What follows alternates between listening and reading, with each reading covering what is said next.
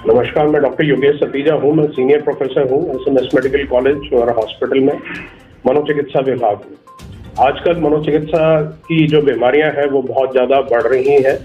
1917 में national mental health survey Bharat सरकार के द्वारा कराया गया था और ये निम्हांस बैंगलोर इसकी नोडल एजेंसी थी और एसएमएस मेडिकल कॉलेज भी इसका एक पार्ट था।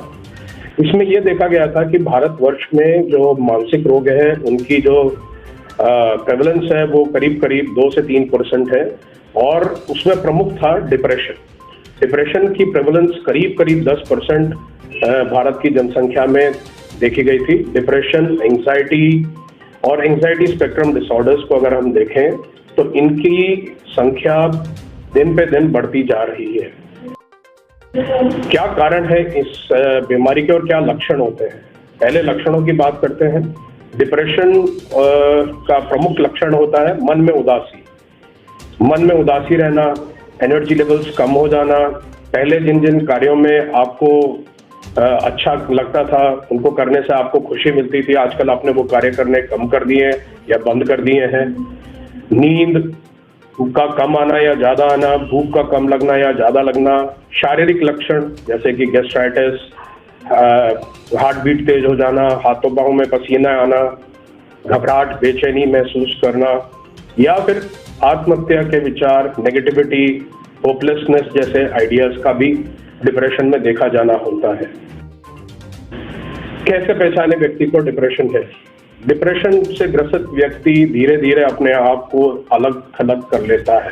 वो आम जनसंख्या से, अपने अड़ोस पड़ोस से, अपने परिवार से धीरे धीरे कटने लगता है और अपने आप को एक शेल के अंदर सीमित कर लेता है। लोगों से कम मिलता जुलता है, कम बात करता है, उसके चेहरे पे साफ दिखता है कि निराशा है, नीरसता है, उसके एनर्जी लेवल्स कम हो जाते हैं।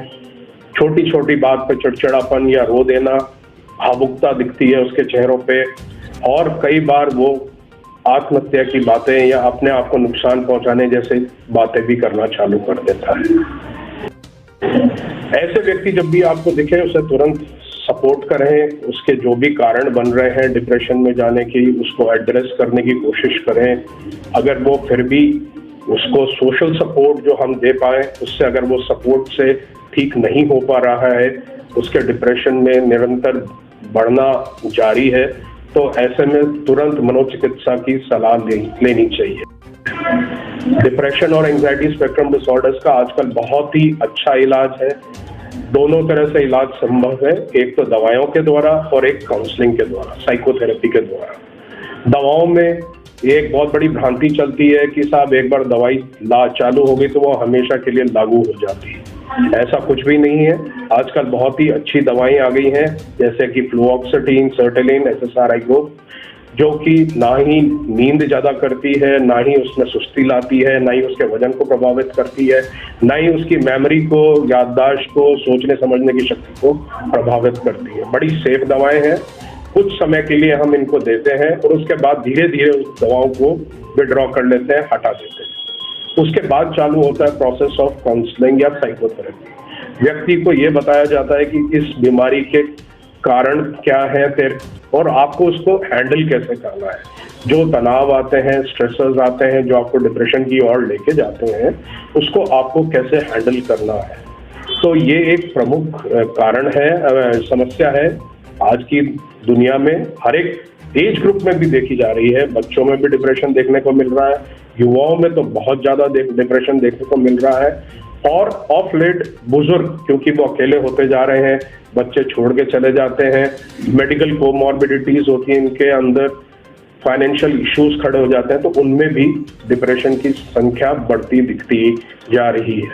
तो आपको इसको हैंडल करना है और जो भी अगर कोई व्यक्ति हमारे परिवार में, आसपास में दिखता है हमको डिप्रेशन का, उसको सपोर्ट करें और उसको मनोचिकित्सक के पास लेके जाएं।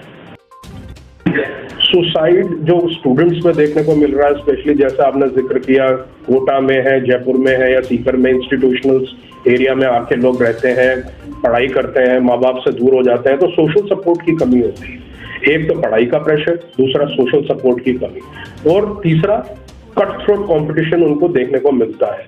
और इंस्टीट्यूशन वाले ग्रुप्स बना देते हैं, ABCD, आपका परफॉर्मेंस अच्छा है तो आपको A ग्रुप में, और खराब है तो C ग्रुप में डाल देते हैं। तो बहुत सारे रीजंस हैं।